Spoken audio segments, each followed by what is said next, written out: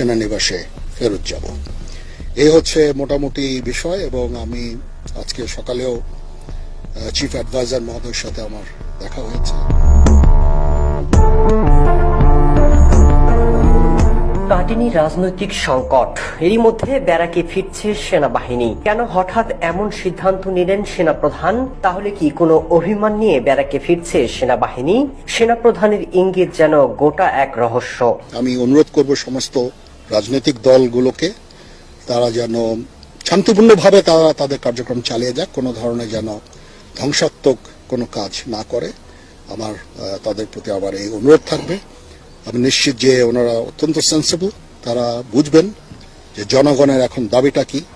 কয়েকদিন আগে আওয়ামী লীগ নিষিদ্ধ করেছে অন্তর্বর্তী সরকার। এবার সেনাবাহিনীর ঘোষণায় হয়তো বিপদেই পড়বে সরকার। রাজনৈতিক দলগুলো এখনো নির্বাচন নিয়ে সমঝোতায় আসেনি। দেশের নিরাপত্তা যখন পুরোটাই সেনাবাহিনী সামলাচ্ছে, এমন সময়ে সিদ্ধান্ত হবে আত্মঘাতী।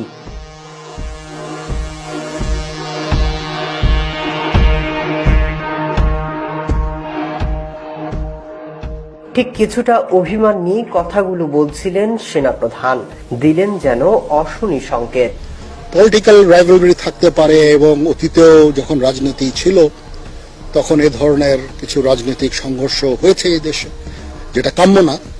আমি নিশ্চিত যে আমরা সবাই মিলে এটাকে আবার স্বাভাবিক পর্যায়ে নিয়ে আসতে পারবো। রাজনীতি থাকবে, রাজনীতি থাকতেই হবে, সেখানে মানুষ তাদের কথা বলবে, মিটিং হবে, মিছিল হবে, কিন্তু এটা যেন ধ্বংসাত্মক কোনো পর্যায়ে না যায়, ধ্বংসাত্মক কোনো কার্যকলাপ আমরা চাই না।